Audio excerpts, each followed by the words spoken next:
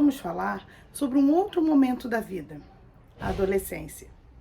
E para falar de adolescência, nós temos que falar sobre diálogo, nós temos que falar sobre mentes que precisam ser renovadas. O que acontece na adolescência é como se fosse um segundo parto.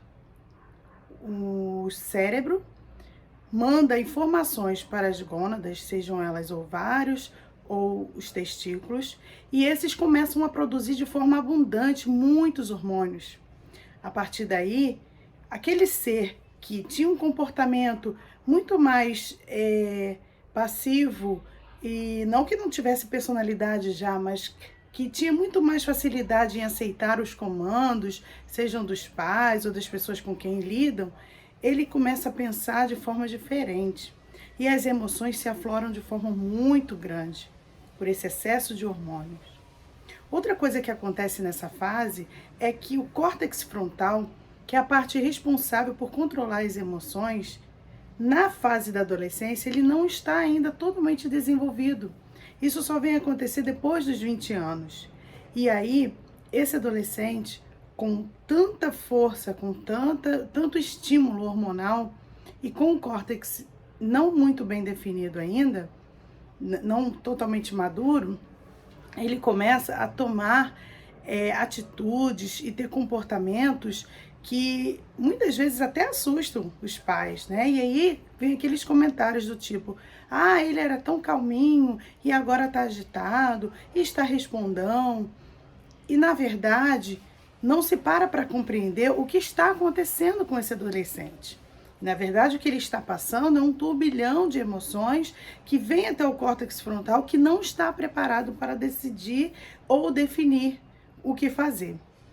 E aí vem um convite que eu quero fazer a você: transformar através da renovação da sua mente. Nós, adultos, já temos o nosso córtex frontal maduro. Então, nós é quem temos que comandar a situação. Mas não comandar dando ordens ou fazendo observações que venham fazer esse adolescente se sentir pior ainda.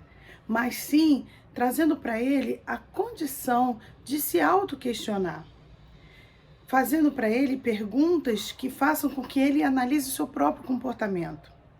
Por exemplo, se você tem um filho e de repente esse filho tem um rompante com você e fala alguma coisa que você sabe que não é adequada e na verdade sabe que ele também sabe disso, você pode falar para ele assim: você ouviu o que você falou?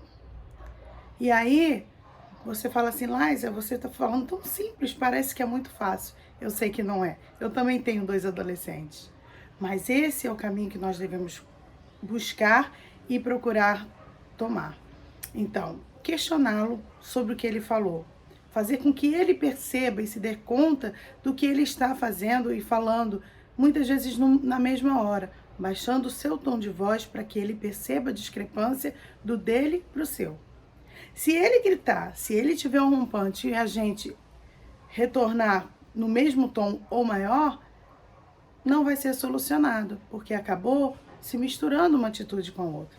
Mas quando você para e não retorna para ele na mesma força que ele veio para você, você acaba possibilitando isso.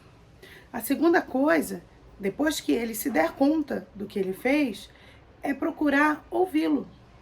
Porque muitas vezes as atitudes que os adolescentes tomam é uma falta de habilidade, como eu já falei, como o córtex frontal, que é o responsável pelas emoções e pelas decisões, não está amadurecido, ele não consegue se expressar da forma adequada, mas existe algo que ele gostaria de comunicar.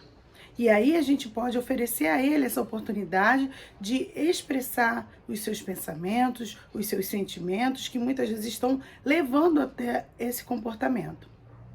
E num terceiro momento, nós podemos unir o que ele falou com o que nós sabemos, já pela nossa experiência de vida, pelos nossos anos vividos, e juntar isso tudo e adolescer junto com ele.